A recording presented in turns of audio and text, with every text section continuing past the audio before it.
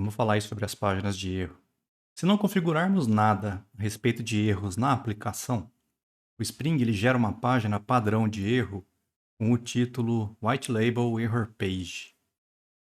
A gente chegou a ver algumas páginas desse tipo nas nossas aplicações. Então, sempre que você pede normalmente uma URL que não existe, a gente estava recebendo uma página de erro dessa aí.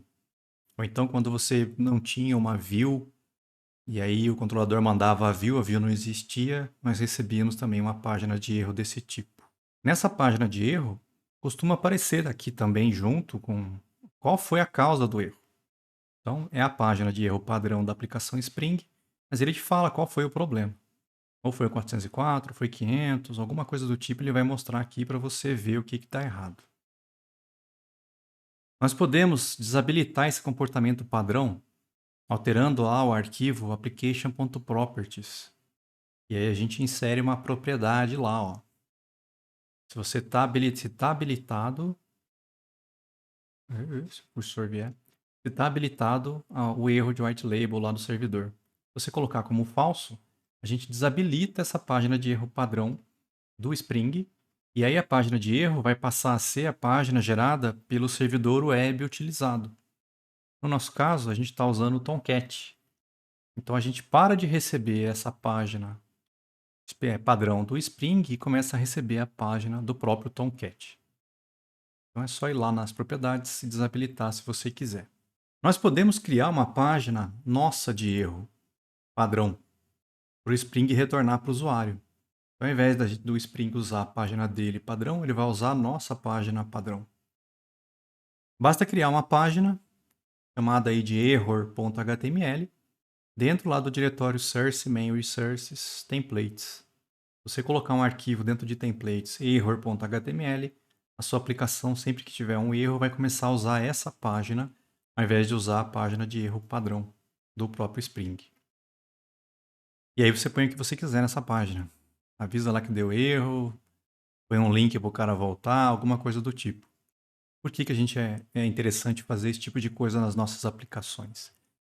Porque se você começa a mostrar informações de erro, por exemplo, você mostra lá 404, ou então a própria página padrão já te mostra o erro, te mostra um erro 500, ou então acontece uma exceção e dependendo da página de erro mostra a pilha de chamadas que levou até aquela exceção.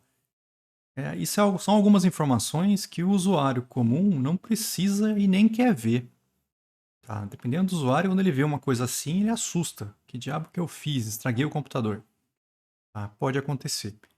Então, não é legal deixar o usuário comum ver esse tipo de coisa. Principalmente essa página padrão aqui.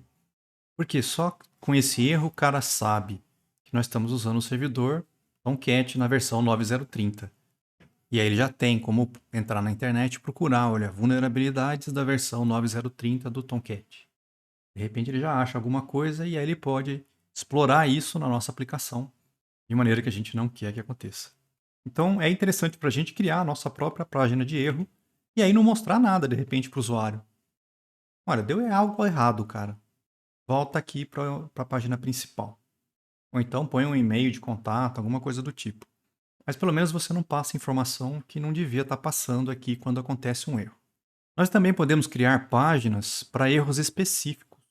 Essa página que eu falei aqui, essa error.html, é uma página padrão. Qualquer erro que acontecer vai cair nessa página. Agora, se você quiser, você pode ir lá e criar uma página específica para quando acontecer um 404, 403, 500. É só você criar a página, por exemplo, 404.html, dentro do diretório source main resources templates /error. Tá? Então, essas páginas a gente põe dentro de /error no templates. Essa outra é dentro de templates, direto. Aí sim, se o erro não tiver uma página específica para ele, aí ele vai procurar esse arquivo error.html. Então imagina, se acontecer um 404, mas tem um arquivo 404.html aqui dentro, ele usa essa página. Se não tem esse arquivo dentro aqui de error, ele vai tentar usar essa aqui, lá em templates. Então é automático. Ou ele usa a página que você criou específica e se não encontrar, ele usa a página padrão de erro. E aí, de repente, você mostra uma mensagem específica para esse erro. Olha, não conseguimos encontrar a página que você solicitou. Voltar. Não está mostrando nenhuma informação aqui que o cara, não, de repente, não poderia estar vendo. Nós também podemos ter um controle maior sobre o erro. Por exemplo, para colocar informações no login da aplicação antes de enviar o usuário para uma página de erro. De repente, por algum motivo, você não quer que simplesmente mostre isso para o usuário. De repente, você quer logar alguma informação. Por exemplo, olha, o cara tentou acessar essa URL. Então, se você já tiver com o usuário logado, olha, esse usuário tentou acessar essa URL. E aí você pode logar isso, por exemplo, no seu sistema, antes de mandar essa página para o usuário.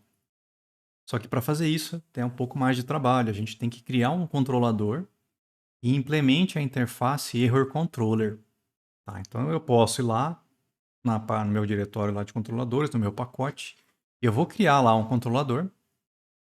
Então, eu criei aqui um Erros Controller e implementa a Error Controller. O nome não foi muito bom aqui, né? Mas é diferente, tá? Tem que implementar essa interface.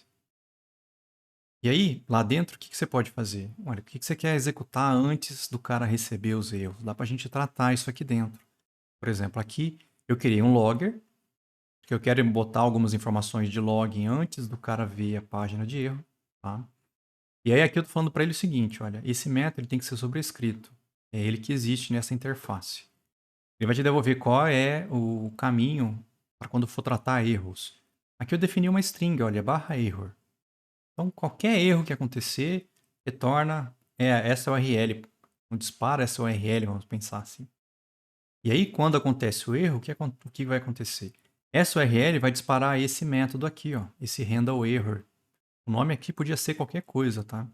O importante é que eu tenha um mapeamento nesse controlador que fala, olha, sempre que acontecer um erro, dispara esse método aqui. E aí, aqui dentro, tem como a gente tratar o erro. De que forma? Aqui eu vou colocar um objeto do tipo HTTP Servlet Request. Então aqui eu estou falando para o Spring, olha, injeta para mim aqui um objeto com a requisição que foi feita. Qual a requisição que levou esse erro? Ele vai injetar para você um objeto com essa requisição aqui. E uma vez que você tem essa requisição, a gente consegue pegar informações dessa requisição. Por exemplo, aqui eu estou pegando um atributo da requisição, que é o código de status de erro. Guardei aqui nesse status.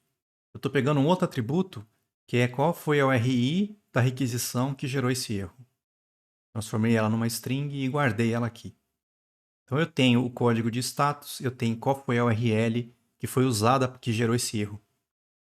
Aí eu posso fazer o que eu quiser com essas informações. Por exemplo, se o status não é nulo, eu consigo pegar qual foi o valor inteiro aí do código de erro. Por enquanto eu só tinha um object. Agora eu fui lá e transformei ele num inteiro. Tá? Eu tenho aqui um valor fixo agora, um número. Com esse valor eu posso fazer testes. Por exemplo, aqui, ó, esse not found já está pré-definido nesse objeto HTTP status. É o 404. Então, quando eu chamo aqui HTTP status notfound.value, eu estou testando se esse status code é um 404. E aí, o que você quer que o programa faça se chegar um 404 nele? Aqui, por exemplo, eu gerei um warning no logger, avisando, olha, essa URL foi acessada, mas ela não existe. E aí eu retorno qual é a view que eu quero que o cara receba quando acontecer esse erro. Vai lá no error /404.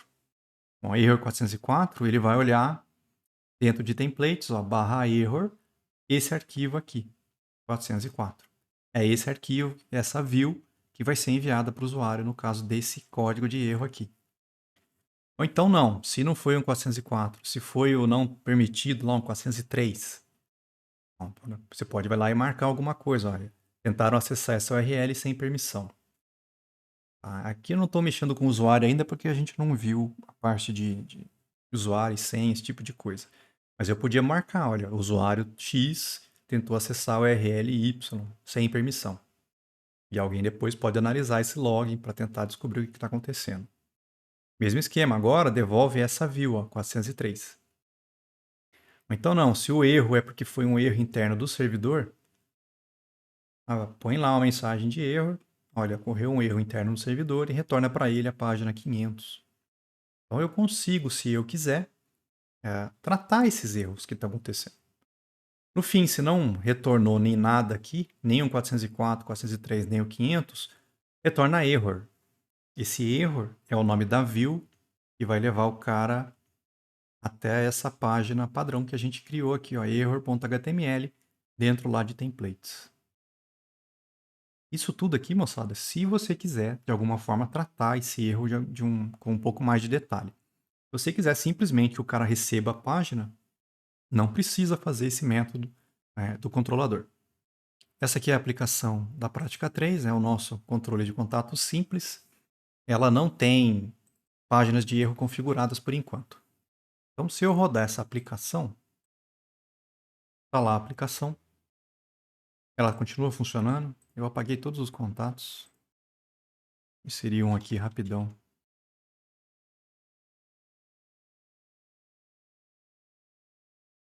Inseri os dois. Ela continua funcionando. Alterar, remover, eu consigo buscar alguém. Agora como é que virou o código 7? Eu ainda consigo buscar o 7. Eu ainda consigo buscar pelo nome. Tá tudo funcionando normal. Mas, por exemplo, se eu vier aqui e falar para ele, olha, roda essa URL barra não existe. O barra não existe, não existe um mapeamento na minha aplicação para atender isso. Chegou na aplicação, Spring olhou, opa, não tem. White Label Error Page. Qual foi o erro? 404. Essa página ainda é melhor que a específica do Tomcat, porque aqui pelo menos o cara não sabe quem é que gerou essa página. Qual foi o servidor web que está sendo usado aqui. Então vamos fazer o primeiro teste. Eu vou desabilitar essa página só para a gente ver. Eu vou lá naquele arquivo application.properties e vou acrescentar essa linha, essa propriedade. Então eu fui aqui e falei, olha, desabilita essa página. Salvei, ele vai reiniciar. Ó. Tá. Agora se eu vier na minha aplicação e perguntar de novo a URL que não existe, ó, não existe. Parou de vir a página padrão. Mas agora está vindo a página específica do Tomcat, de 404. E aí o cara viu, opa, o cara usa o Tomcat 9038. O que eu posso fazer para arrebentar com esse sistema e invadir isso aí tudo? Tá, não é legal esse tipo de coisa acontecer. Então eu não recomendo desabilitar isso na aplicação. Mas existe, dá para fazer. Vai voltar. E aí se eu tentar de novo, volta para o White Label. Essa é a página padrão do Spring de erro. O que a gente vai fazer para começar? Vamos criar uma página genérica de erro. É só criar uma view error.html lá dentro de templates. Vamos lá na aplicação. Dentro de templates, vou criar um novo arquivo HTML, error HTML. Está feita a página. E aqui você faz o que você quiser. O que você quer que o cara receba quando der um erro? Qualquer, que no caso o erro é genérico, tá? Ah, deu erro. Se vira. Não faça isso. Se quiser ainda pode botar vamos botar um link para voltar. Vamos pegar um pronto aqui.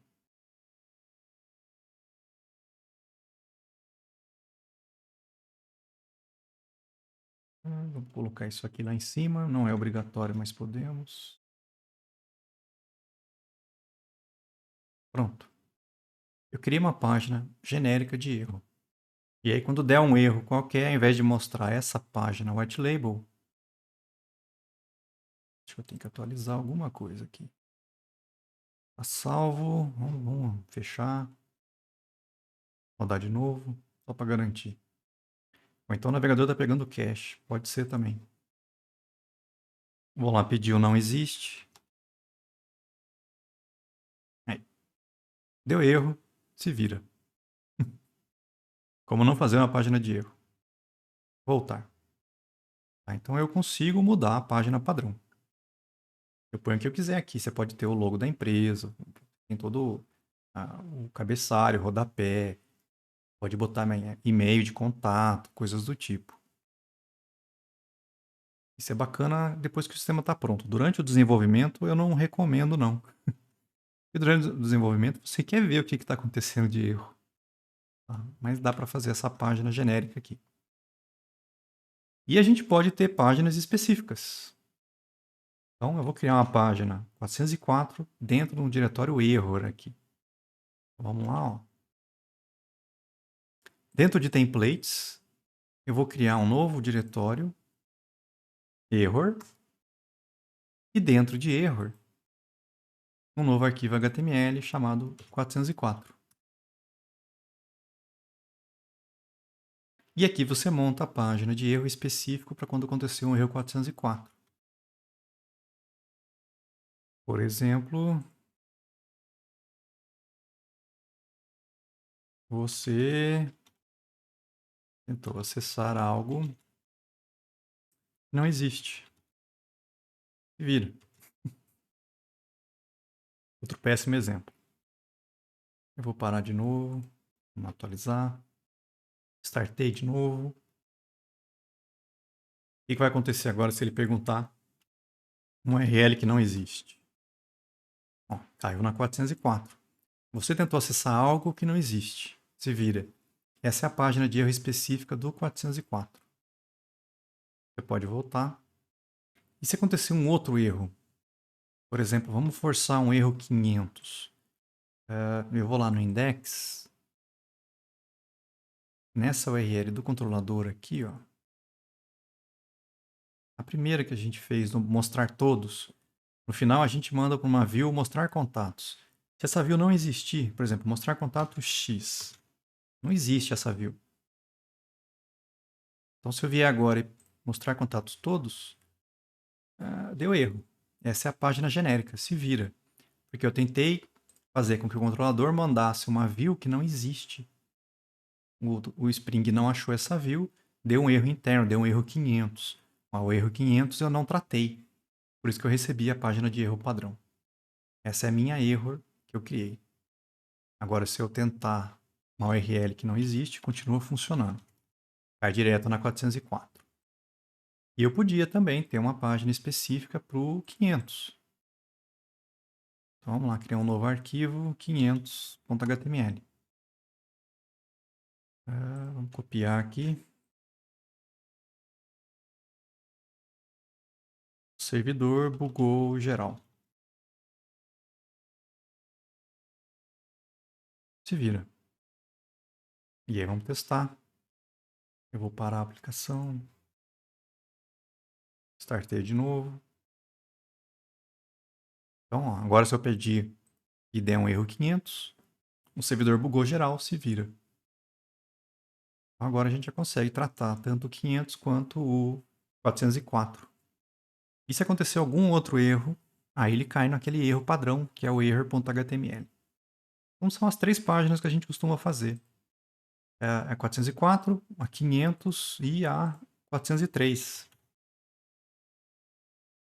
403 é porque o cara não tem permissão. Essa não dá para testar ainda porque a gente não está trabalhando com papéis, login, esse tipo de coisa. A gente vai ver isso mais para frente. E a gente pode fazer esse teste aqui. Mas aí, se o cara não tiver permissão para acessar um recurso, ele vai receber essa página aqui, ao invés de usar a nossa página de erro. É sempre assim. Se deu um erro, ele procura aqui. Tem algum erro específico que ele pode tratar? Se tiver, ele usa daqui. Se não, ele cai no erro padrão que você definiu. E se você não definir página padrão, aí ele cai no padrão do Spring, que é aquela página do white label. Vamos ver aí o uso da seção na nossa aplicação.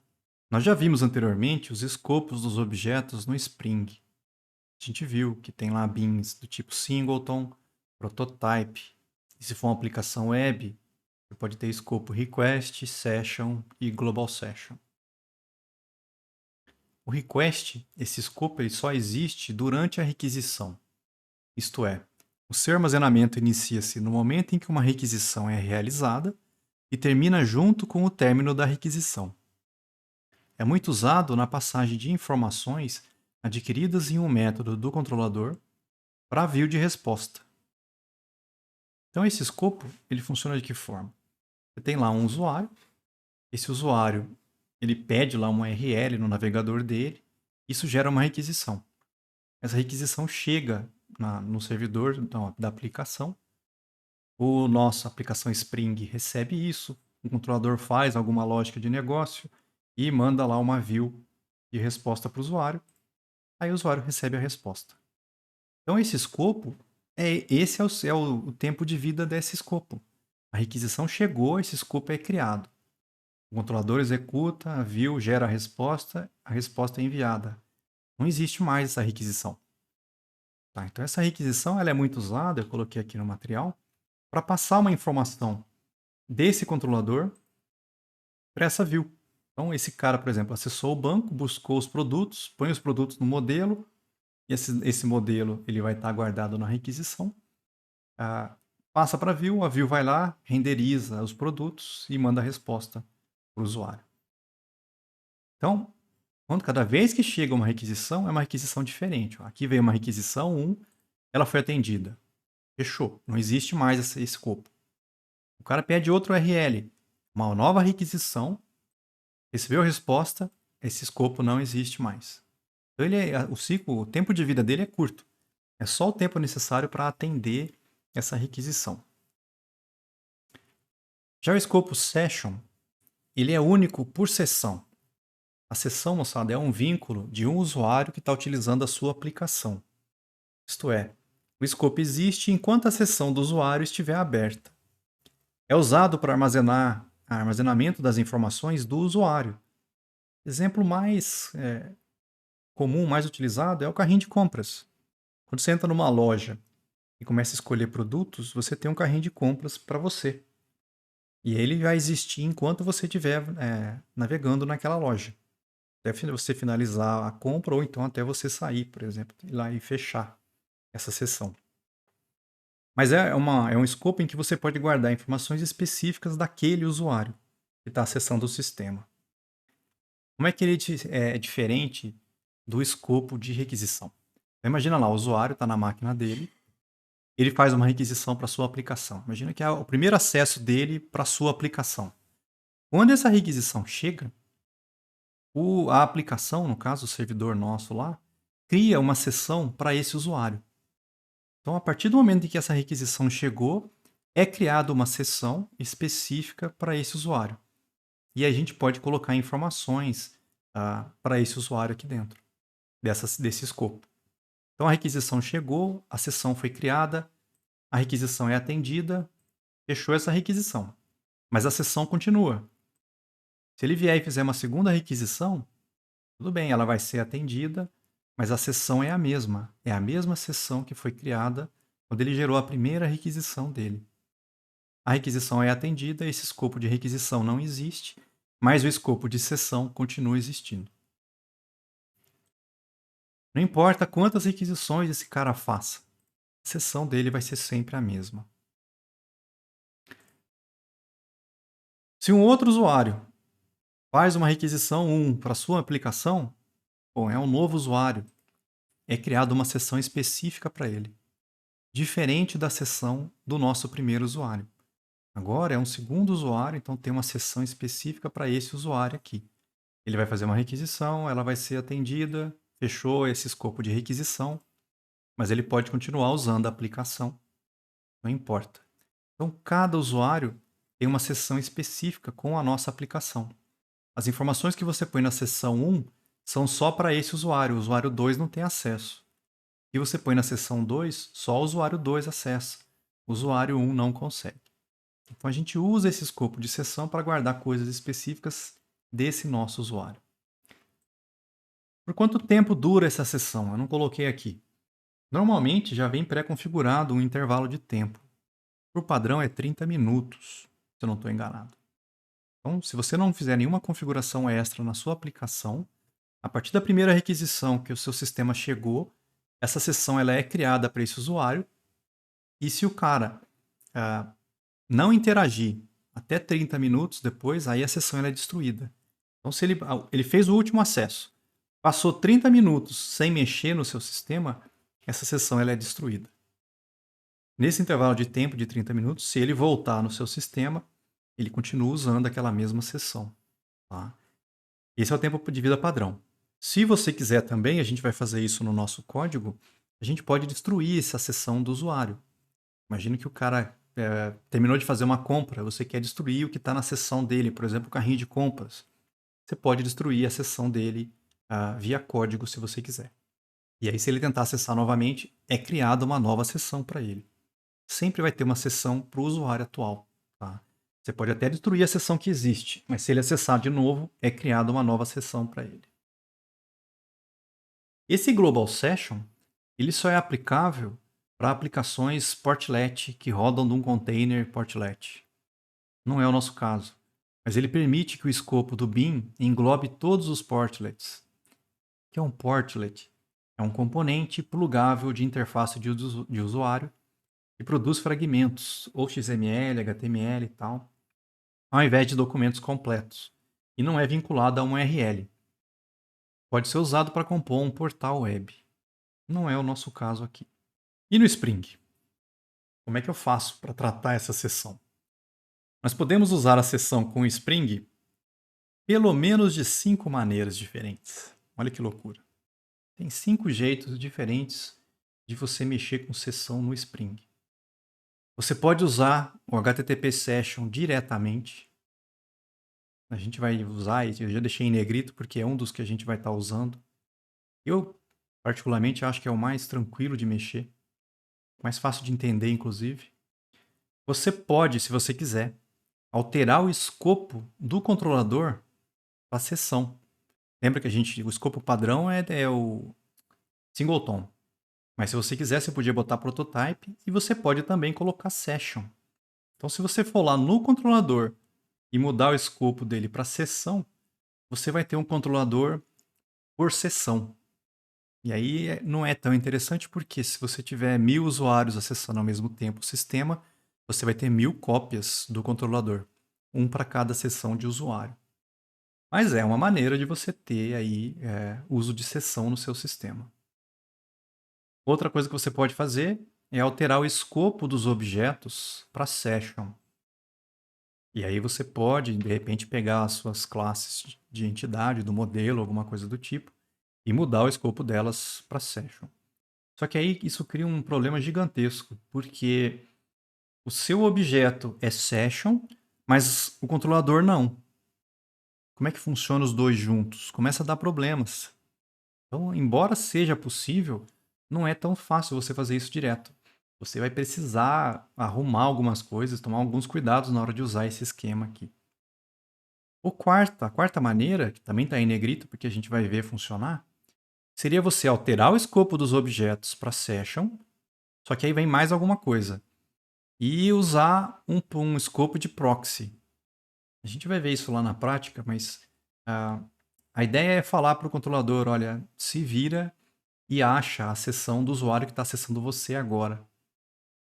Então é um jeito, funciona também. E ele é mais tranquilo de fazer do que esse anterior aqui, onde você só mudava o objeto para session. Com isso aqui fica mais fácil, desde que você coloque o session e use um escopo de proxy. E você também pode estar usando um session attribute. Você consegue botar um atributo na sessão, especificamente aquele atributo que você quer. Eu não gosto disso também não. Os que eu prefiro são esses que estão em negrito, e entre os dois eu ainda prefiro o primeiro. Porque aí o nosso controle ele é absoluto. Eu que escolho, olha, põe isso na sessão, tira isso da sessão. Quando eu quiser. Aqui já é meio que automático, feito pelo próprio Spring. A gente vai ver os dois funcionando lá na prática. Esse escopo session e usando o escopo de proxy. Para que um objeto esteja disponível na seção do usuário atual, nós temos que mudar o escopo da classe com a anotação @scope.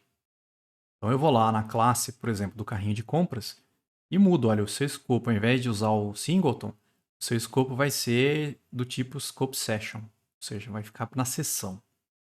Só que não é só isso que eu preciso colocar. Eu preciso mudar o modo proxy dele também, tá? Porque senão, na hora de usar ele junto lá no controlador, vai dar outro problema. Então, eu ainda preciso definir o proxy mode e definir lá como sendo o target class. Então a gente tem que colocar isso na classe do carrinho de compras. E aí a gente pode injetar esse objeto da seção nos controladores em que ele for necessário. Então aqui, ó, eu estou falando para ele, dentro desse controlador de carrinho de compras, eu preciso de um carrinho de compras. Então eu estou usando aqui um AutoIred no atributo. E aí eu estou falando para o Spring, olha, Spring, se vira, cria um carrinho para mim e injeta aqui. Tá? Só que como a gente definiu esse carrinho de compras como sendo da seção, cada usuário que chegar aqui nesse controlador tem que ter um carrinho diferente. Esse aqui é o problema. Normalmente, o carrinho de compras controller, ele é singleton. Só tem um objeto carrinho de compras. Pô, mas como é que você tem um controlador carrinho de compras, sendo que cada usuário tem um carrinho diferente e o atributo é um só? É por isso que entra esse esquema do proxy mode. Tá?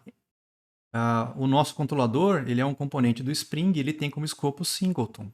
Esse objeto proxy no controlador, ele é capaz de obter o objeto real na seção do usuário atual dentro do controlador.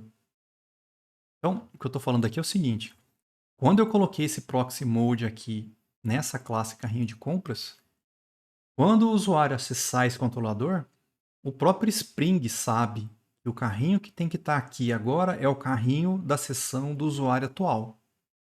Então, o próprio Spring vai lá na seção e vai pegar o carrinho de compras do usuário que está acessando agora esse controlador. Então, você continua podendo ter um controlador só para atender vários usuários. Mas na hora que chegar nesse controlador, o próprio Spring pega o carrinho de compras específico desse usuário. Para mostrar os atributos colocados na seção lá nas views, o controlador precisa colocar esses atributos no model. Então, olha que loucura aqui. Eu tinha lá o meu controlador do carrinho de compras. Eu pedi para o Spring injetar um carrinho de compras aqui. Esse carrinho ele é único por usuário, que ele está na seção do usuário, tá? E aí eu tenho uma view, por exemplo, que o cara quer ver o carrinho de compras. Eu quero ver o que tem no carrinho de compras. Beleza. Nesse método controlador, eu preciso pegar esse carrinho, colocar ele num atributo do modelo. Aqui eu joguei dentro do model em view e devolver esse model em view para mostrar essa view aqui para o usuário. Então eu sou obrigado a pegar esse carrinho de compras e colocar ele no modelo para poder acessar ele depois dentro de uma view. Se eu fizer usando o escopo session e o escopo de proxy. E aí dentro da view você pode acessar ele usando TimeLeaf. Olha, o nome que eu dei para o atributo eu chamei de carrinho. Aqui eu vou acessar o carrinho, uma expressão variável para pegar o carrinho atual. Esse carrinho eu já defini como sendo o objeto dessa div, e aí eu posso acessar as partes dele. Por exemplo, pega lá os itens desse carrinho, vou fazer um thit para percorrer cada um dos itens do carrinho. Aqui eu estou gerando um artigo para cada item, e aí eu estou mostrando o produto, a quantidade, o valor unitário e o valor do item. Aqui eu estou pegando desse item, o produto e o nome dele. Aqui o item, a quantidade, o preço do produto e o valor do próprio item inteiro. No final, eu estou mostrando aqui o valor do carrinho. É um atributo do carrinho isso aqui, tá? Então eu consigo acessar o carrinho depois dentro da view. Desde que você coloque o carrinho no modelo. Se você não fizer isso, não vai estar lá. Não é automático. Essa é uma forma da gente fazer uso de sessão, tá? Então lembra. A classe que você quer que fique na sessão, tem que anotar o escopo dela, botar o proxy mode. Aí você pode injetar ela no controlador. Se você precisar acessar ela na view, você tem que colocar ela no modelo, no método que você precisa para poder chegar na view e acessar aquele objeto. A outra maneira de fazer isso é usando HTTP Session diretamente. Os valores a serem colocados na seção, eles podem ser objetos Java normais. Eu não preciso mais daquela anotação para mudar o escopo. Por exemplo, o meu carrinho de compras ele não fica salvo no banco. Ele nem é uma entidade, ele é só uma classe comum, nesse exemplo aqui. O Spring ele faz a injeção da seção nos métodos do controlador via parâmetro, aonde você quiser usar a seção. Então, por exemplo, Dentro desse método aqui, onde o cara vai ver o carrinho de compras, eu preciso acessar a sessão. Então eu ponho como parâmetro do método HTTP session sessão. O Spring vai injetar a sessão do usuário atual aqui para mim. E aí eu posso usar essa sessão dentro desse método. Aqui um outro método, quero adicionar um novo item no carrinho. Tudo bem, o método já recebe a quantidade, qual é o produto. Eu já posso receber também aqui a sessão. O Spring injeta a sessão aqui e lá dentro eu posso pegar e inserir um novo item no carrinho de compras que está na sessão. Então é só você declarar um parâmetro extra no método para o Spring adicionar a sessão aqui. E como é que a gente usa essa sessão depois? Nós podemos então usar essa sessão para colocar valores ou buscar valores. Para colocar um valor na sessão, a gente vai nesse objeto que eu recebi aqui e chama lá setAttribute, o nome que eu quero do atributo e o valor que eu quiser. O valor pode ser qualquer objeto Java. O que eu quiser, desde que seja um objeto Java, eu posso inserir num atributo que está na seção do usuário atual. Ah, eu preciso pegar um valor que está na seção do usuário atual. Você vai na seção, chama lá getAttribute e passa o nome do atributo. Isso aqui te devolve o valor daquele atributo que está na seção do usuário. O problema é que esse getAttribute ele devolve um object. Então, geralmente, você vai ter que fazer um casting para botar no tipo correto e aí poder usar esse objeto corretamente. Mas então é tranquilo, você só coloca para receber a sessão como parâmetro no controlador e aí usa, coloca atributos ou pega atributos dentro desse método do controlador. E quem coloca esse objeto na sessão no primeiro acesso? Eu tenho que ir lá na sessão e pegar um atributo com esse nome. Eu dei um nome para o atributo aqui. Primeira vez que o cara acessa, esse atributo não existe. Então, imagina que o cara acabou de acessar o seu sistema pela primeira vez. Não existe um carrinho de compras na seção desse usuário ainda, porque eu não coloquei. Lembra que quem está fazendo acesso à sessão agora sou eu diretamente nos métodos do controlador. Eu estou falando para ele, olha, insere a sessão aqui para eu poder jogar um atributo ou pegar um atributo. Mas na primeira vez que o cara acessa, não existe esse atributo. O que a gente pode fazer num método do controlador? Você pode fazer o seguinte, olha, vai na sessão e pega esse atributo para mim. Ele vai te devolver um objeto. Se esse objeto é nulo, significa que esse objeto não existia na sessão antes. É a primeira vez que o cara chegou nesse método. Então não existe esse atributo na sessão. Se não existe, o que você pode fazer?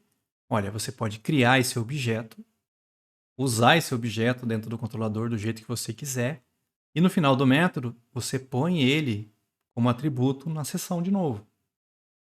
Então pensa, na primeira vez, quando ele busca esse atributo, ele não existe. Então ele é nulo, você cria esse objeto, usa e aí põe ele na sessão. No segundo acesso a esse método, quando a sessão for lá e procurar esse atributo, vai achar, porque ele foi colocado no acesso anterior. Então ele vai achar um objeto, esse objeto não é nulo, você pode usar ele direto, depois colocar ele de volta na sessão. Então esse é o esquema que a gente pode usar para garantir que esse objeto vai existir na sessão no primeiro acesso. Então, por exemplo, você acessou a loja. Não existe carrinho de compras para você. Na hora que você pede para adicionar um item no carrinho de compras, ele vai lá e busca, me dá o carrinho de compras desse usuário. Não existe carrinho de compras. Aí você cria o objeto, põe o item no carrinho de compras e põe o carrinho de compras na seção. Quando ele voltar e tentar adicionar um novo item no carrinho de compras, e ele for lá e buscar esse carrinho de compras, o carrinho de compras já existe. Então não vai ser gerado um novo carrinho, você põe o segundo item no carrinho e volta ele para a seção. Então esse é o esquema que a gente pode usar aí para criar o objeto no primeiro acesso.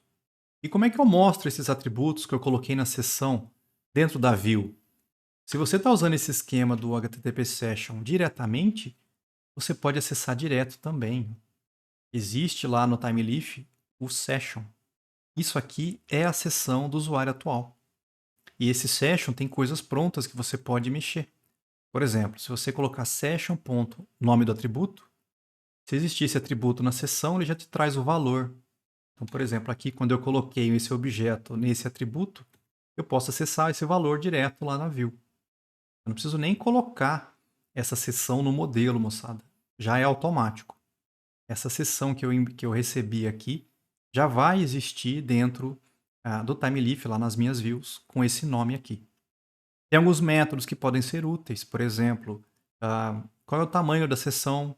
Essa sessão está vazia? Essa sessão contém uma chave, ou seja, contém um atributo chamado nome atributo?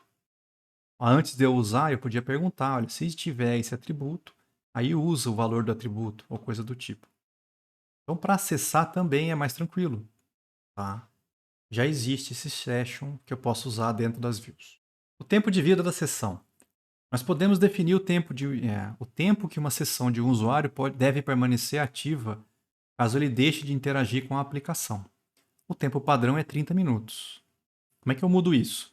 Lá no arquivo application.properties, a gente coloca duas propriedades normalmente para controlar isso. Pode ir lá no server session timeout, quantos segundos você quer que a sessão fique ativa sem o cara interagir. Por exemplo, 1000 segundos. Ou então também você pode definir a propriedade, qual é que é a idade máxima dos cookies da sessão desse usuário. Normalmente a gente coloca o mesmo valor.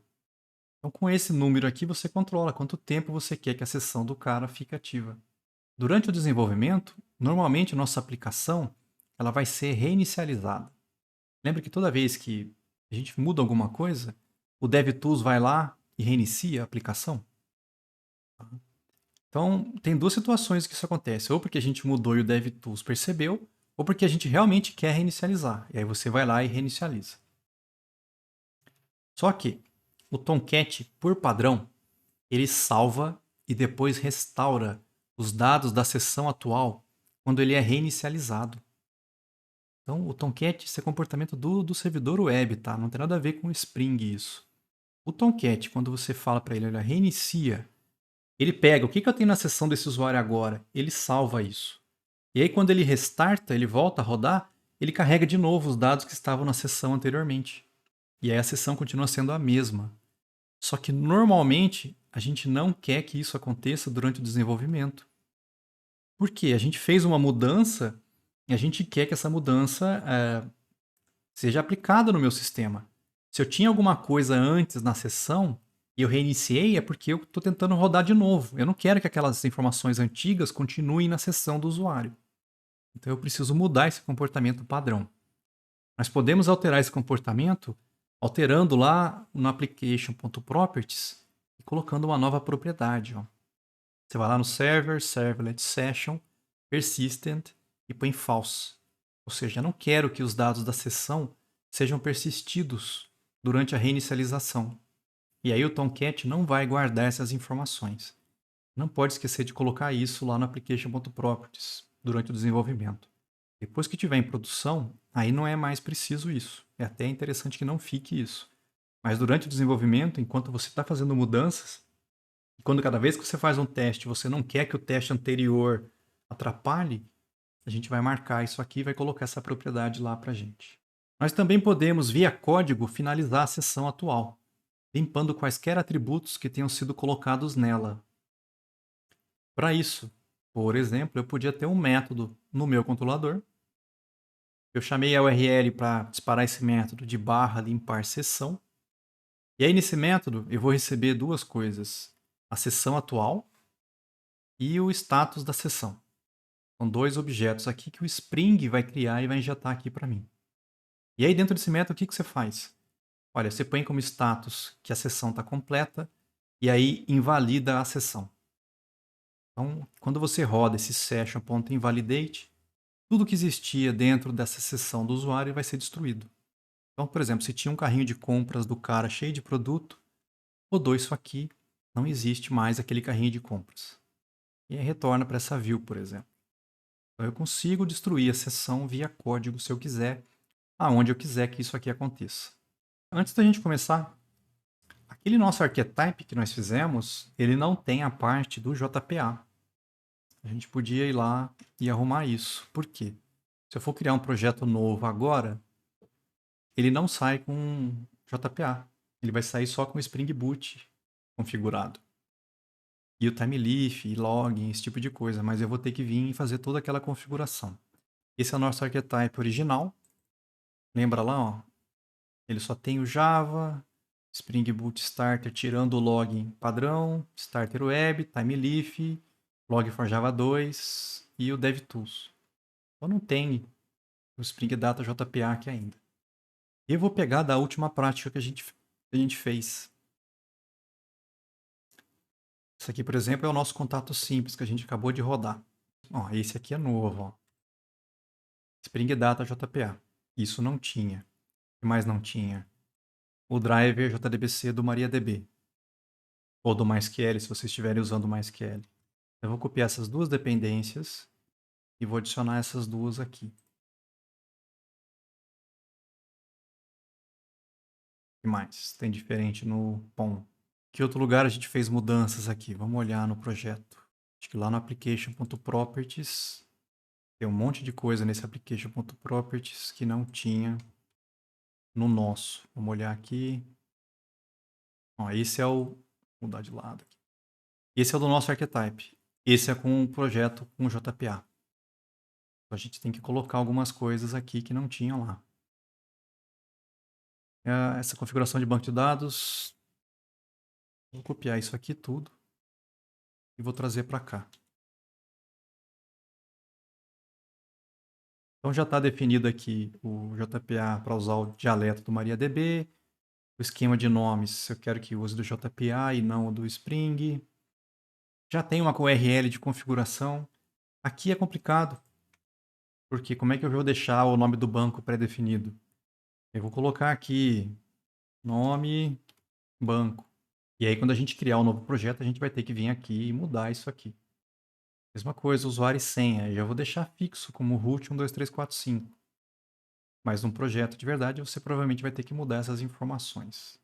Acho que no login tem coisas diferentes também. Só tinha o root e o logger no nosso pacote. A gente acrescentou o logger específico da parte do SQL. Ó. Esses dois loggers aqui, ó, a gente colocou depois. Então eu vou trazer eles para cá também. Um deles já estava comentado aqui. Ó. Então toda a parte do Hibernate SQL e do Type Descriptor SQL já vai entrar também no meu log. O nosso archetype só está com o controller. Normalmente a nossa aplicação vai precisar também de repositório, de serviço. De repente a gente já podia criar esses pacotes. O model, podia deixar eles prontos aqui dentro do nosso archetype. Para isso a gente pode vir aqui em Source Main Java. Eu vou criar alguns... Aqui como está dentro de Archetype Resources, eu não posso dar new package, tá? Eu tenho que fazer new folder. E aí dentro de Java eu vou botar, por exemplo, model. Eu vou colocar... O controle já foi, né? Service. E que falta repository.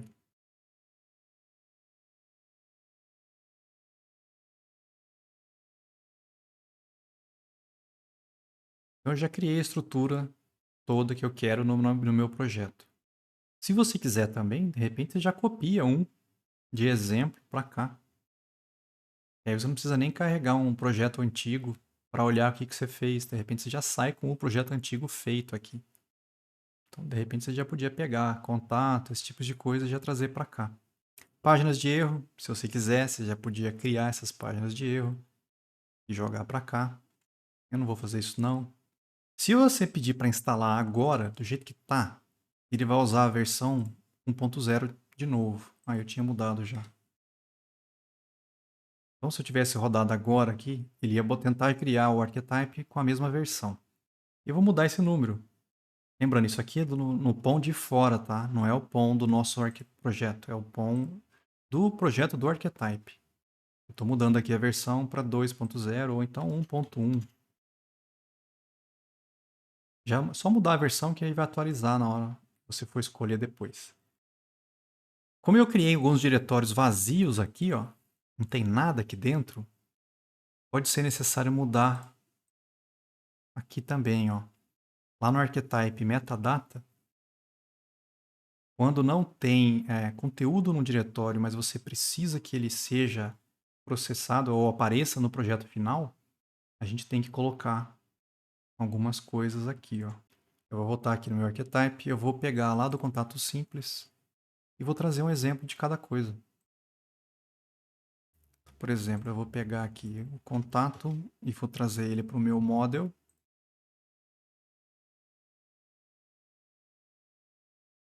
O pacote vai estar errado aqui, é model. Eu não chamei de modelo. O repositório a gente pode pegar esse e já colar aqui. E o serviço pode pegar e já colar aqui. Só ver se vai... vamos ter que arrumar os pacotes dos três, na verdade. Para ficar igual esse, ó. Tem que ficar package alguma coisa. Aqui vai ficar package model. Aqui vai ficar package repository. Aqui vai ficar package service. Vamos arrumar aqui. Package.model.contato. Package.repository. Blá blá blá. Aqui também, ó. Package.model.contato. Faltou alguém. O contato não precisa. O contato está certo.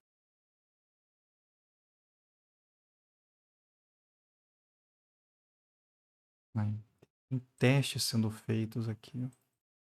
E aí, quando ele roda isso aqui, ele está tentando compilar os meus códigos. Isso não podia acontecer. Eu vou vir aqui em testes. Go. E vou tirar esse verify daqui. Oi. Acho que não precisava nem ter colocado isso tudo. Eu já falei para ele, ó, source main Java é para tratar. Tanto é que o index controller funcionou. O problema foi o model, o repositório e o service. Eu não precisava ter colocado. Isso aqui eu tinha que ter colocado se eles fossem ficar vazios.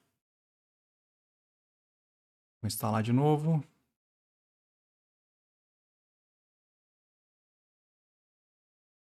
Passou.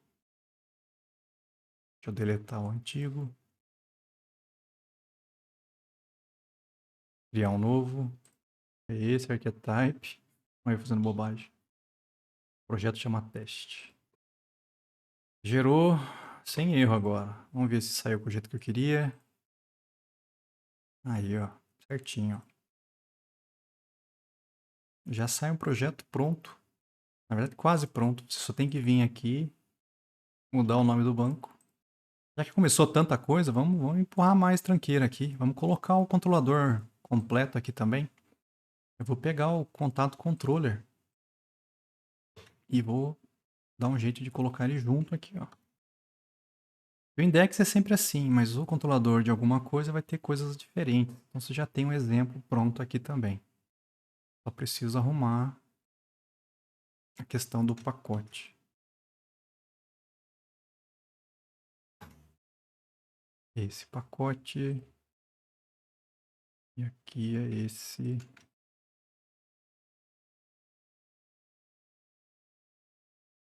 Daqui. Tudo feito, salvo. Instala de novo.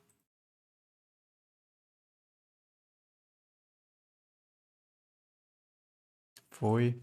Vamos fazer essa prática aí, vamos ver o uso da sessão no Spring. Para começo, a gente vai testar usando o Session e o Scope de Proxy. Então, a gente já tem aí o nosso archetype, já com a parte de JPA.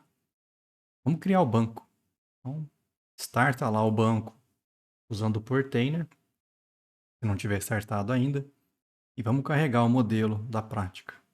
Vamos lá, o modelo da prática vai ser justamente a parte de venda, provavelmente é o carrinho de compras, se eu não me engano. A gente tem aí 3 tabelas, a venda tem item, o item tem um produto.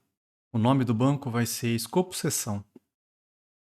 Então, para gerar esse banco, vai lá em Database, Forward Engineer, Next, Next, Next, Next. Só para ver se deu certo realmente, você pode abrir a conexão com o banco. Deve ter o banco agora aí, ó, escopo seção. com as 3 tabelas criadas. Esse banco, por enquanto, ele está vazio. Ó. Não tem venda, não tem produto, não tem item. Vamos inserir dados nele. É justamente essa parte. A gente pegar do script aqui, ó. Script, inserção, dados, uso, sessão. Impressionante. Vamos inserir 3 produtos no banco. Então, só vir aqui, cola. Com o banco selecionado, lembra? Ou você clica 2 vezes no nome, ou você seta ele como esquema padrão. E aí, clica lá no raio para fazer a execução. Inseriu 3 produtos, então eu já tenho os 3 produtos no banco. Bimboca, parafuseta e churumela. Agora vamos criar o nosso projeto do Eclipse. Eu vou pedir para criar um novo projeto Maven. Vamos usar o nosso archetype, projeto web. O nome do projeto, seção escopo de proxy. A versão e o pacote não precisa mexer. Dá um finish. Ele já criou a estrutura que a gente tinha definido lá no archetype. Lembrando que tem um monte de coisa aqui que a gente vai ter que tirar depois. Mas por enquanto deixa ali. Vamos começar arrumando o nome do banco. O nome do banco agora a gente criou. Então aqui nome do banco. Escopo seção. Pronto. Copie o código do arquivo código prática 4 para dentro do seu projeto Eclipse, arrumando os pacotes caso seja necessário. O que a gente vai fazer com esse código? Ó? Você vai clicar no botão direito, manda extrair aqui, e vai gerar esse diretório modelo aqui. Ó. Esse modelo, a gente pode dar um Ctrl C, aí vai lá no Eclipse, eu vou dar um Ctrl V aqui. Depois a gente vai mudar de lugar, porque eles estão tudo no pacote errado aqui. E aí eu vou mover do modelo para dentro do model, para não ficar com nomes diferentes aqui. E aí pode apagar o modelo. Ah, agora sumiu os erros. Beleza. Então o que tem nesse pacote? A gente tem as classes que a gente precisa. Tá? O contato a gente não está nem usando aqui. Pode apagar esse contato. Isso é que a gente tinha lá no archetype. Então, ó, eu tenho um produto. O produto já é uma entidade, vai estar na tabela produto. O código dele é auto-gerado pelo banco. O produto tem nome e preço. Sets, gets, toString, hashcode equals. Só faltou. Por algum motivo aqui o implement serializable. Mas se não fizer também vai rodar do mesmo jeito. Só para manter o padrão, a gente sempre gerou. Vamos gerar também. Então esse é o produto. O item também é uma entidade, está na tabela item venda. O código é autogerado, ele tem a quantidade e ele tem um produto. Então tá aqui, ó. Esse mapeamento está errado. Eu acho que aquele modelo que eu mostrei para vocês está errado. Com certeza. Código do produto, Ctrl Shift O.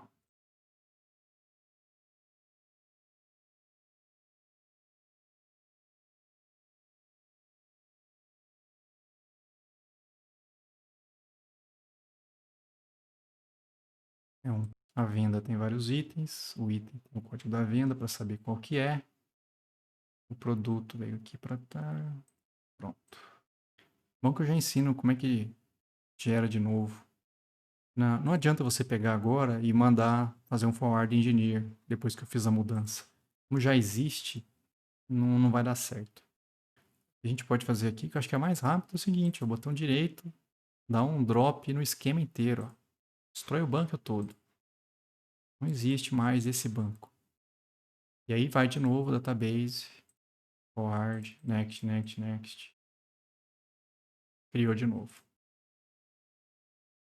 Tá lá. O problema é que nós perdemos os itens que nós tínhamos colocado lá. Inserir de novo. Pronto. Faltou só o implements da venda. Um para muitos, código da venda que vai fazer o relacionamento. Vamos voltar então no código, só para a gente ver de novo, correto agora. Ó. O produto, código, nome e preço. O item tem um produto, é 1 para 1, unidirecional.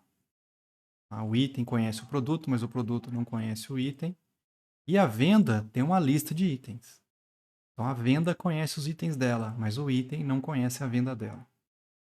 Todas elas entidades, já está nas classes, nas tabelas corretas, com os métodos corretos que a gente precisa. E eu aproveitei e criei um carrinho de compras. Essa é a classe principal nossa aqui. O carrinho de compras ele não fica no banco.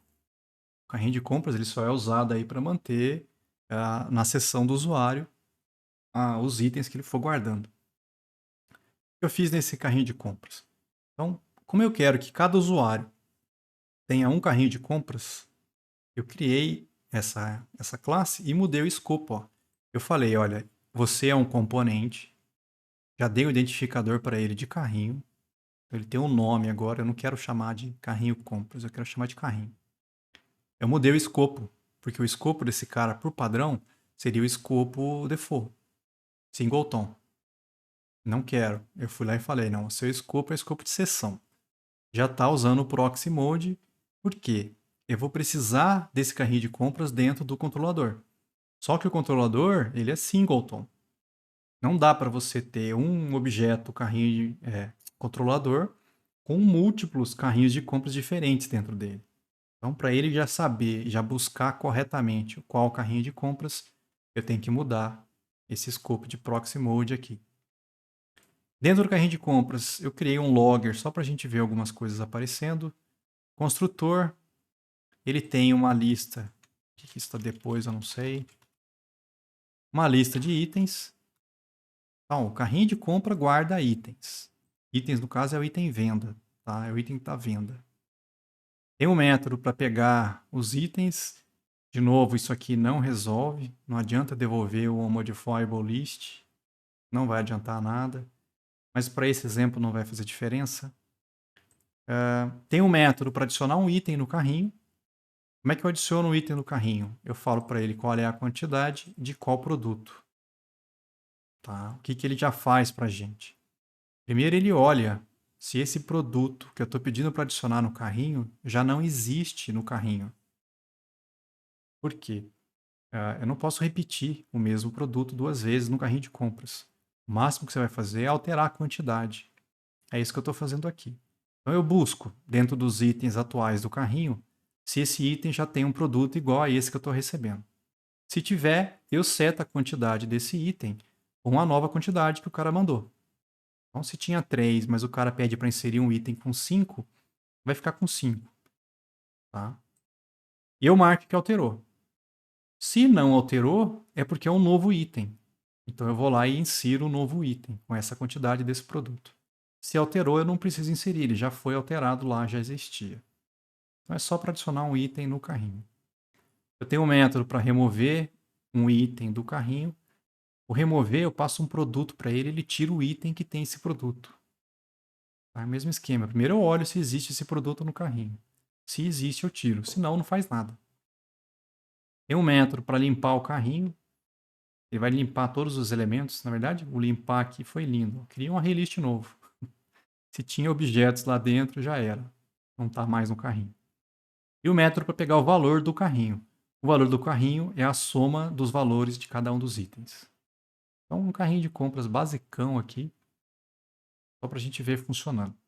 E esse carrinho de compras vai ficar na seção do usuário atual. Vamos modificar lá o nosso index para que ele fique com essa cara aqui do passo 4. Ó. Vamos lá no index.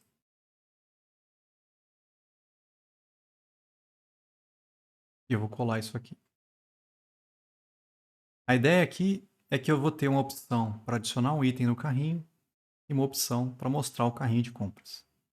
Agora eu estou usando o link, não estou fazendo com um botão. A URL que eu escolhi, barra carrinho, barra adicionar item, e para ver, barra carrinho, barra ver. Essas duas URLs não estão mapeadas com ninguém no meu sistema por enquanto. Se eu rodar isso aqui e tentar acessar qualquer uma das duas, vai dar erro. Cria um pacote repositório. O pacote já existe. Vamos criar essa interface produto-repositório. Então, dentro do pacote de repositórios, vou criar uma nova interface. Vamos lá dentro de repositório, botão direito, New, Interface, Produto, Repositório. Estou criando um novo repositório para produtos agora. A interface vai ficar o quê? Só isso aqui. Só acrescentei, na verdade, o extends JPA Repository de produto com chave long. Ctrl Shift O.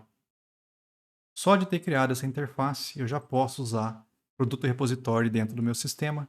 Ele já vai ter lá o buscar, gravar, remover, já está tudo pronto.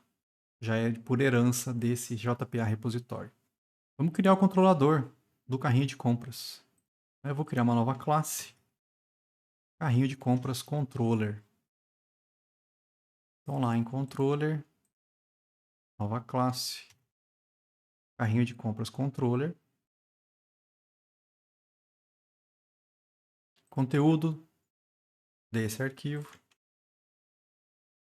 Eu vou copiar direto aqui e substituir essa classe atual por essa aqui. O Shift O é Java Util Optional. Qual que é a ideia desse carrinho de compras controller? Ele é um controlador. Já está um request mapping aqui com barra carrinho. Então as minhas URLs já podem começar com barra carrinho, barra alguma coisa. Dentro desse controlador, eu vou precisar de um carrinho de compras. Então eu botei um atributo aqui, ó. Carrinho de compras, eu chamei de carrinho, com auto-wired. Está feito. O Spring já sabe que o carrinho de compras é um componente, já sabe que é para ficar no escopo de sessão. Então ele já vai injetar um carrinho de compras aqui. Lembrando que esse carrinho de compras controller ele é singleton, só tem um objeto dele. Aquele proxy é justamente para o controlador buscar o carrinho do usuário, da sessão do usuário atual. Então o carrinho que eu tenho aqui nesse controlador é o carrinho da sessão do usuário atual. Eu vou precisar acessar o banco, então já botei aqui um produto repositório. Já está declarado aqui também usando o AutoArid, então o Spring vai injetar para mim esse repositório aqui dentro para eu poder usar. E aí começa a ver os mapeamentos.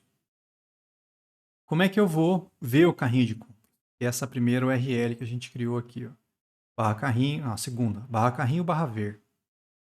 Mas se chamar barra carrinho barra ver usando um get, eu quero que chame esse método. O que esse método vai fazer?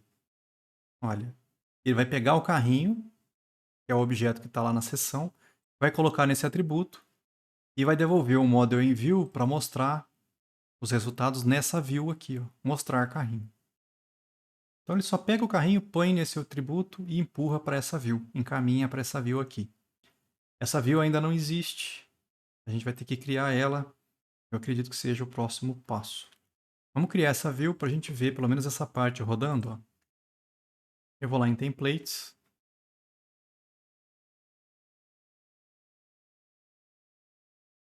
Novo arquivo HTML. Mostrar carrinho. Lá dentro, eu vou copiar esse HTML do 8.1. Substituir aqui dentro. O que essa view vai fazer? Bom, o carrinho, você tem que imaginar o seguinte. É o objeto do carrinho de compras. É ele que está nesse atributo carrinho. Então, quando eu venho aqui e seleciono esse objeto, é o meu carrinho de compras. Então, um THObject, eu estou escolhendo esse objeto para usar ele dentro dessa div. E aí eu fiz o seguinte. Dentro desse carrinho, pega os itens. Aqui, ó, uma expressão de seleção para esse objeto. Se você olhar a classe de carrinho de compras, itens é o nome do atributo que guarda a lista de itens. Eu estou pegando a lista de itens. Isso é uma lista. Eu tenho que percorrer ela. Então eu tenho que fazer um thit do timeleaf para percorrer essa lista. Cada um dos itens dessa lista eu vou jogar nessa variável que eu escolhi, chamei ela de item. Aqui eu posso pôr o nome que eu quiser. Tá? Esse thit foi aplicado num artigo do HTML. Ou seja, vai ter um artigo para cada item. Ele vai gerar esse artigo para cada um dos itens da minha lista do carrinho de compras. E lá dentro eu mostro. dentro do item, o produto pega o nome dele, a quantidade do item, o preço do produto e o valor do item. Fecho o artigo. Na sequência, ainda dentro da div, eu mostro o valor do carrinho. De novo, eu estou selecionando o atributo valor do carrinho. É esse valor. Como não tem um atributo, ele vai chamar o getValor, né? Ele está disparando esse método, getValor, e vai pegar o valor do carrinho de compras e colocar no final. Por último, tem um link para voltar para o início. Então, tá feito isso aqui. O que mais a gente pode ver antes de rodar isso? Deixa eu ver. Antes de continuar, acho que já dá para a gente testar. Vamos lá, botar para rodar o programa. Não vai aparecer nada, lógico, porque o carrinho vai estar vazio. Mas eu vou pegar a minha aplicação, vou startar. Tem erros. Aquelas classes que nós colocamos no archetype, ó, contato controller, contato repository, contato service, deleta elas aí. Manda rodar.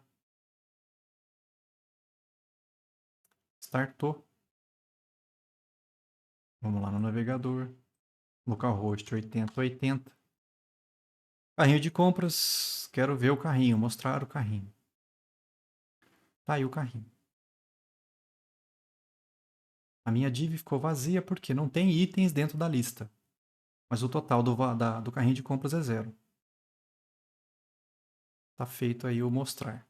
Por enquanto não dá para ver nada, a gente vai começar a adicionar itens nele daqui a pouco. Acho que dá para ver algumas mensagens. Ó. Tem que ver o seguinte, ó. A aplicação tinha sido inicializada. Aqui, ó, ele criou o carrinho de compras. Primeira vez que eu pedi essa URL, ele entrou no controlador, esse objeto não existia. Então, o controlador do carrinho de compras, ó, foi chamado. O construtor dele foi chamado. E aí apareceu, criou o carrinho de compras. Lá depois eu precisei pegar os itens do carrinho de compras. Toda vez que eu chamo getItens, eu mostro, ó, pegou os itens do carrinho de compras. Só para a gente ver o que está acontecendo, ó, chamou. E por último, pegou o valor. Tá lá, ó, pegou o valor 0 do carrinho de compras. Então você vê que foi chamado os objetos desse cara aqui. Eu vou criar uma página para o cara inserir um novo item no carrinho. Então lá em templates, eu vou criar um novo arquivo, divisão, uma nova página HTML aqui. Novo item.html. Vai ter nessa página item 9.1.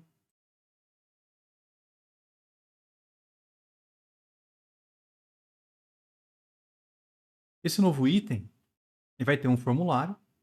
Dentro desse formulário vai ter um campo para ele entrar a quantidade do item. Então ele vai entrar um número para botar uma quantidade. E vai ter um campo para ele escolher o produto. Então aqui, ó, no produto eu estou usando um select. Vai aparecer uma lista para ele escolher qual é o produto. Como é que eu montei essa lista? Ó? Vai ter lá opções. Esse option vai ser gerado via um thit. Ou seja, eu estou percorrendo um laço aqui para fazer o quê? Eu estou pegando um atributo produtos. Esse produtos vai vir de algum controlador para esse formulário. Vai vir todos os produtos aqui dentro. E aí, para cada um dos produtos, ele vai gerar um option. O valor desse option vai ser o código do produto. E o texto que vai aparecer no option vai ser o nome do produto. Fecho o meu select. Esse meu select eu botei como nome código do produto. Então, quando eu submeter esse formulário, eu vou receber lá o código do produto que o cara selecionou e a quantidade. Quando ele submeter, ele pedir para adicionar, vai disparar essa URL, ó, /carrinho, /adicionar item. Também gerado aí pelo TimeLeaf, uma expressão de link. E um botão para voltar se o cara não quiser fazer isso. Então eu criei essa página de entrada.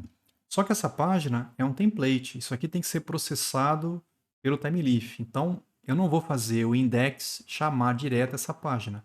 O index vai disparar uma URL. Essa URL vai passar por um controlador. O controlador, em algum momento, vai chamar essa view. Tanto é que precisa, porque eu preciso passar para ela os produtos.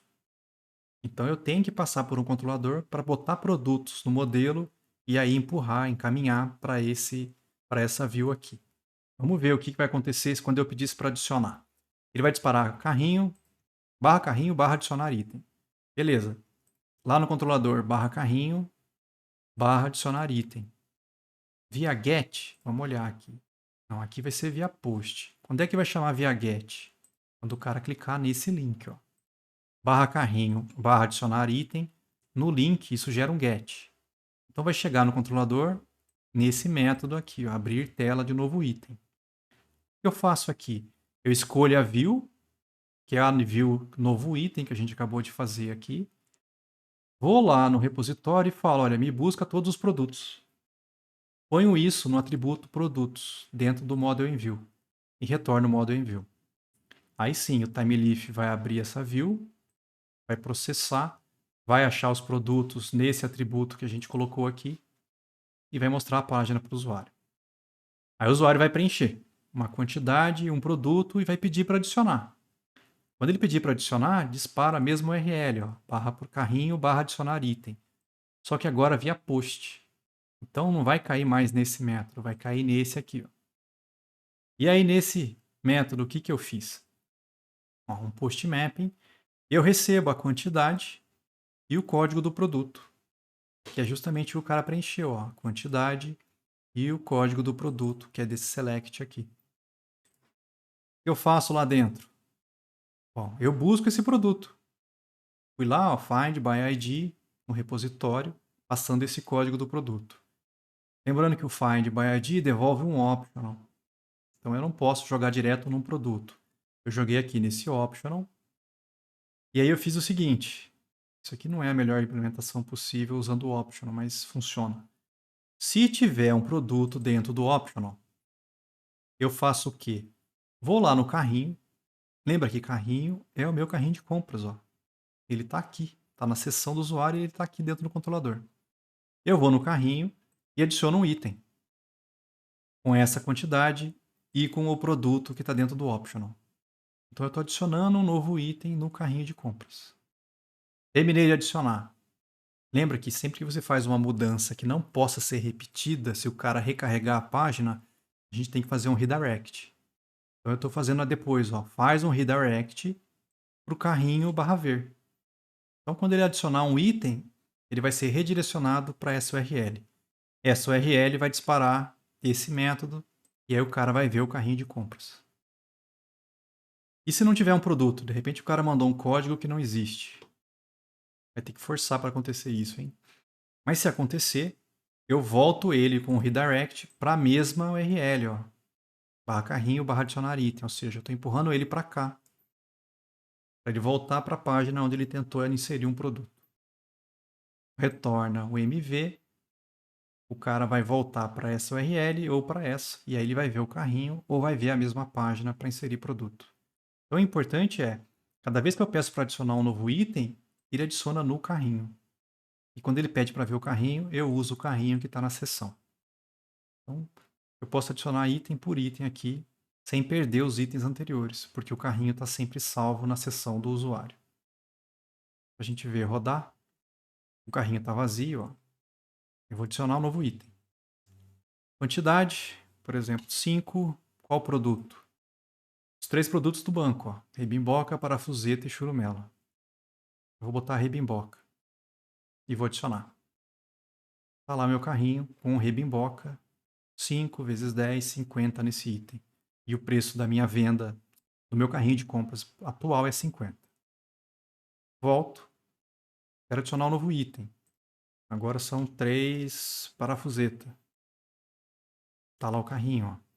As 5 rebimboca, as 3 parafusetas. E o valor do carrinho só aumentando. Quero outro item. Agora são 2 churumela. Está lá.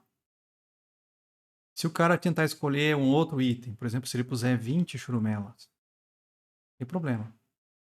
Só que agora ele trocou a churumela para 20. Mudou a churumela que já tinha no carrinho para essa quantidade aqui. E atualizou o valor total, somando os 3 aqui. Então, está salvo na seção do usuário. Como é que eu vejo que realmente esse carrinho é único para esse usuário? A gente pode simular um novo usuário abrindo um outro navegador. Vou pegar a mesma URL e vou carregar. Tá lá, ó, carrinho de compras. É um outro usuário. Se eu mostrar o carrinho desse usuário, ó, tá vazio. Esse usuário tem os 3 itens. Esse usuário, o carrinho dele está vazio. Cada navegador que acessa é um usuário diferente, tá? Aqui eu posso fazer o contrário. Eu posso botar, sei lá, 15 Grumela, 25 Rebimboca. Esse carrinho é o desse usuário. Não tem nada a ver com o carrinho desse usuário aqui. Então, são duas seções diferentes. Uma seção é a do Opera, a outra seção é do Firefox. Acho que não basta só abrir uma nova aba, tá? Você tem que abrir um novo navegador. Vamos fazer a outra prática. Também vai fazer o uso de seção com Spring, só que agora usando o HTTP Session diretamente. Já tem o archetype, o banco é o mesmo, os dados vão ser os mesmos, não precisa repetir isso se você fez a última prática. Só que eu vou fazer num outro projeto. Então eu vou criar um novo projeto, só vai mudar o nome do artefato. Aqui, ó, File New, Maven Project, já pega o nosso archetype, seção HTTP Session direto, é o nome do projeto.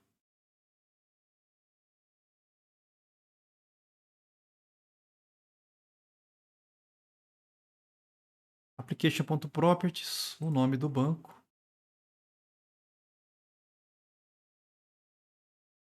Então muda o nome do banco, escopo seção. Só isso que tem que arrumar aqui. Se quiser já apagar contato controller, não vai usar. Isso é interessante quando você começa um projeto do zero. Quando você vai fazer uma prática que já tem os códigos prontos, não é tão vantajoso. Já arrumamos o escopo seção. O nosso código é o mesmo esquema, a gente precisa dele aqui também. É mais fácil você pegar do outro projeto. Se você já tiver feito o outro projeto de seção, já pode pegar esse model direto, copiar daqui e colar aqui. Só que aí o pacote vai estar errado aqui, beleza.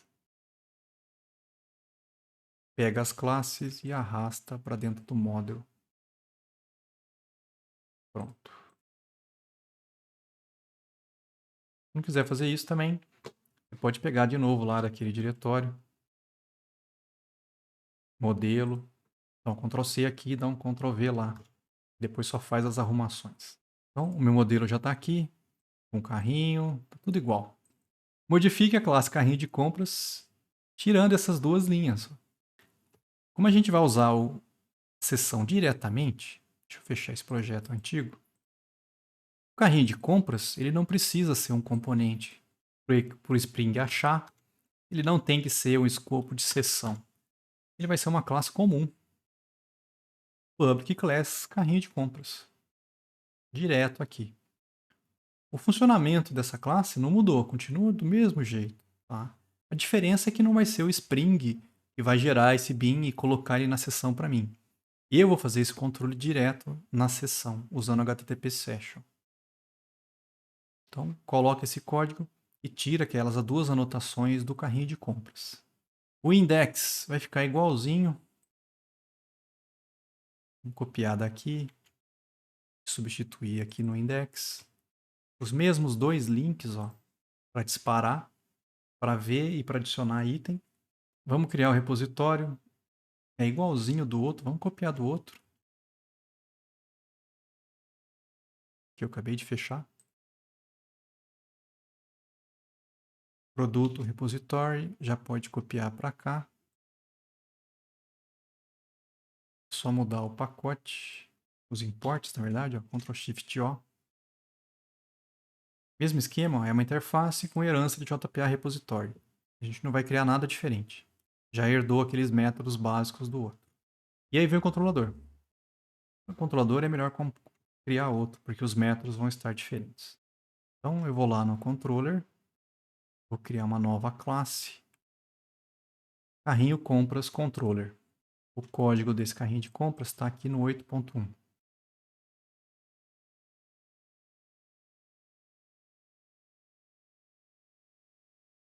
Cola lá. Ctrl Shift O. Java útil optional, o resto vai automático. Então, ó, o carrinho de combos controller, ele é um controlador, já está mapeado barra carrinho, barra alguma coisa nos métodos. Lá dentro eu vou precisar do repositório, do mesmo jeito. Primeira mudança aqui, eu não injeto mais um carrinho de compras. O carrinho de compras não está sendo mais controlado pelo Spring. Não vai ser ele que vai colocar um carrinho de compras aqui. Quem vai fazer esse controle vai ser eu. E aí o que eu vou fazer nesses métodos? Vamos lá, vamos começar vendo o método que vê o que tem na seção. No carrinho de compras, na verdade. O barra ver, que é aquela URL que o index está mandando aqui. Ó, barra carrinho, barra ver. Lá dentro, o que eu vou fazer? A view que vai ser enviada no final é a mostrar carrinho. Essa view é idêntica, ela não vai mudar nada em relação ao anterior.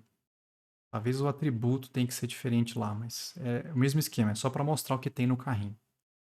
Aqui, como eu estou controlando o uso da sessão, eu vou ter que pegar e falar para ele, olha, injeta para mim um HTTP session aqui.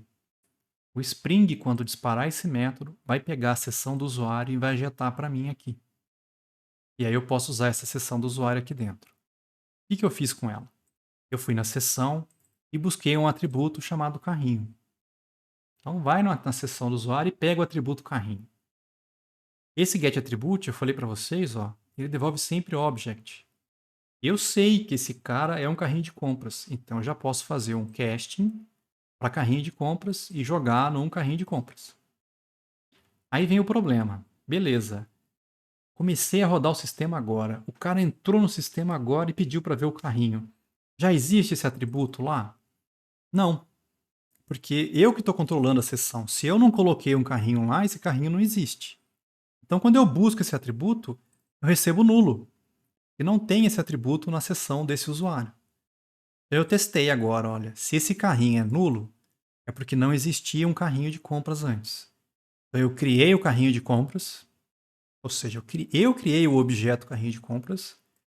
Fui na sessão e setei ele nesse atributo carrinho. Com aquele objeto que eu acabei de criar. Isso só vai acontecer na primeira execução de um usuário, porque esse carrinho não existe. Se ele não existe, ele cria e põe na sessão. E aí retorna o MV, o cara vai ver o carrinho lá nessa view. Na segunda vez que ele pede para ver o carrinho, e você vai na sessão e busca, aí ele encontra. Ele encontra porque na primeira vez você colocou um carrinho lá. Então, da segunda vez em diante, ele acha um objeto. O objeto não é nulo. Ele pula isso aqui, ó. Ou seja, ele vai pegar o carrinho que já está na seção, vai mostrar isso lá nessa view. Então, isso aqui, ele está aqui só para garantir isso. E no primeiro acesso, você cria o carrinho e põe na seção. Vamos ver o mostrar. O mostrar, acho que tem que ser um pouco diferente aqui. No outro programa que a gente fez, vamos abrir aqui. Cadê o controlador antigo? Está aqui, ó. Nesse, quando a gente usava lá o scope de proxy e colocando o session, eu tinha que pegar o carrinho e botar num atributo do modelo para ver ele lá dentro da view. Agora eu não preciso fazer isso. Como eu já pedi para ele injetar o HTTP session aqui, eu posso acessar ele direto na view usando o nome padrão de session. Então, vamos lá na prática e vamos criar o mostrar carrinho para a gente ver o que mudou. Não é aqui, é no de cima, olha a confusão. Eu vou criar um template novo, uma nova HTML, mostrar carrinho. E lá dentro eu vou pôr o quê? 9.1. Vamos olhar a diferença. Aqui eu tenho que mostrar o carrinho de compras. Beleza. Como é que eu pego o carrinho dentro da seção? Sendo que eu não coloquei ele no modelo aqui. Não precisa. Eu posso ir direto nesse objeto session. Isso é a seção do usuário. Nessa seção pega carrinho. Tá? Eu estou pegando o carrinho de compras do usuário. O nome do atributo na seção eu chamei de carrinho. Ó. É por isso que eu estou vindo aqui buscando direto o carrinho. Peguei ele da seção, joguei ele dentro, vai ser o objeto que vai ser usado nessa div. Nesse carrinho, eu estou pegando os itens do carrinho, como é uma lista, eu estou fazendo um thit. Cada um dos itens ele vai botar nessa variável e gerar um novo artigo. Dentro desse artigo vai estar lá o produto, a quantidade, o valor unitário, o valor do item e depois eu mostro o total do carrinho. Link para voltar. Já dá para testar isso. Sessão HTTP Session direto. Startei.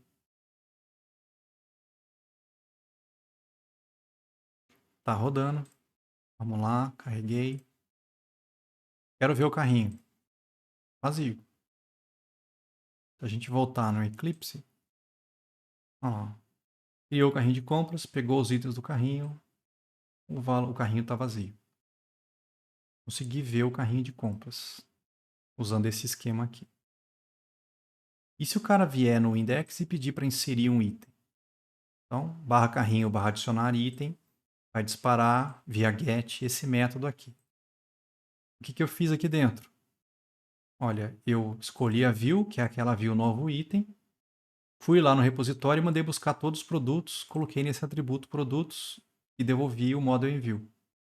O Spring vai abrir essa view e renderizar para o usuário. Não existe ainda. Vamos criar um novo item, .html. Templates, novo arquivo, novo item. Dentro desse novo item, vamos lá, é igual ao outro. Ter copiado do outro. Mesma página, um formulário, um campo para ele botar a quantidade, um select para ele escolher o produto. Ele vai pegar os produtos desse atributo, ó, que a gente colocou aqui, com todos os produtos. Vai montar um option para cada um dos produtos, com o código como valor e o nome como texto. Quando ele pedir para adicionar, dispara a mesma URL, ó, barra carrinho, barra adicionar item, só que agora via post. Volta para cá, vai disparar esse método aqui. Aqui eu peguei a quantidade, o código do produto e eu preciso da seção. Então eu pedi para o Spring injetar a seção aqui para mim. Mesmo esquemão. Fui no repositório e mandei buscar esse produto. Vai vir um optional. Se tiver um produto lá dentro, eu preciso colocar esse produto como um novo item dentro do carrinho. Só que agora é eu que tenho que fazer isso. Então eu tenho que ir lá na seção e pegar o atributo carrinho. Isso vai ter que fazer um cast para carrinho compras, eu guardei aqui. Só que aí vem o problema. Como é que eu sei nesse ponto aqui que esse carrinho já existe na seção? Como é que eu garanto aqui dentro que esse método já rodou uma vez? Não tem como ele garantir isso. Pode ser que o cara tenha aberto o programa e ao invés de ver o carrinho, ele vá direto no adicionar. Bom, se ele vier direto no adicionar, isso aqui nunca rodou. Então o carrinho ainda não existe. Então eu tenho que testar de novo aqui. Então, ó, isso inclusive podia virar um método, né? Que pega o carrinho na seção ou então te devolve um novo objeto. Podia fazer isso depois. Fica até mais bonito do que ficar repetindo esse código em vários lugares. Mas vamos ver qual que era a ideia. Então, como eu não sei se esse carrinho existe, eu vou lá e busco. Se ele for nulo, é porque não existe ainda. Então, eu crio esse carrinho de compras, ponho esse item que o cara pediu no carrinho de compras e ponho o carrinho de compras na seção. Então, não importa se era a primeira vez ou não. Depois que eu fiz a mudança, eu volto o carrinho para a seção. E aí, como eu fiz uma mudança, eu fiz um redirect para o cara ver o carrinho. Agora, se não achou esse produto, eu faço um redirect para voltar para a inserção de novo. O problema é esse. Como eu busco aqui, eu preciso testar se ele já existiu ou não. Aqui eu preciso testar se já existiu ou não. Bom, já dá para testar, vamos lá. O carrinho está vazio. Peço para adicionar um item. 5, rebimboca. Tá lá. Mais um item, eu quero 3 churumelo. Funcionando. Se ele abrir um outro navegador e eu rodar o mesmo projeto, o carrinho de compras desse navegador está vazio. Se eu pedir para ver o carrinho, adicionar item, né? 10 parafusetas. Pronto, ó. Nessa seção só tem 10 parafusetas e nessa seção tem rebimboque e churumela. São duas seções diferentes, como se fossem dois usuários acessando o mesmo sistema. comigo controlando via código quando é que põe o objeto na seção ou não. Aí você fala, mas professor, do outro jeito eu achei que ficou mais organizado. Eu não precisava fazer esse tipo de coisa. Ok, esse tipo de coisa você não precisava.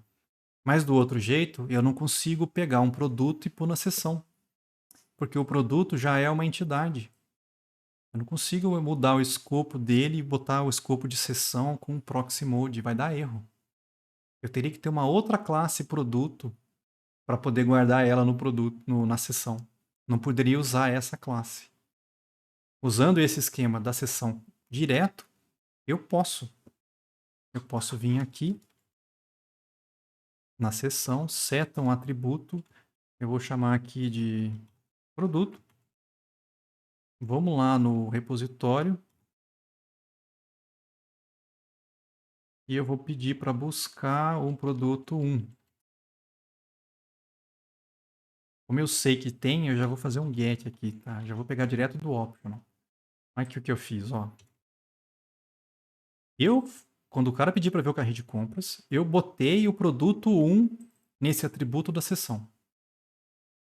E aí lá na mostrar carrinho, o que eu posso fazer?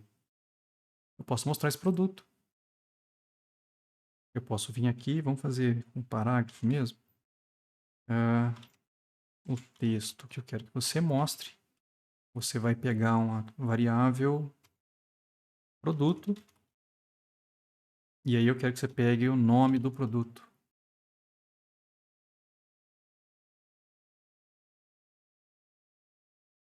Esse produto 1 vai ser substituído pelo nome do produto que está lá dentro. O produto está na seção, pô. Esqueci, ó. Vai na seção, pega o produto, o atributo produto e pega o nome desse objeto. No caso, o objeto produto. Agora vai. Volta atrás, quero ver o carrinho. Olha lá, ó. Ele emboca. Vai fazer isso com a outra maneira. Não rola. Aqui eu posso. Aí eu faço o que eu quiser no código. Eu ponho o que eu quiser na seção. No método que eu quiser, eu ponho o atributo que eu preciso. No outro eu vou lá e pego se eu precisar. Então esse controle manual que eu posso fazer o que eu quiser na seção, isso eu prefiro dessa forma do que da outra forma que a gente viu. Aqui, como é que eu venho nesse ponto aqui e eu ponho o nome do produto 1, um atributo da seção? Não dá. O nome do produto é uma string.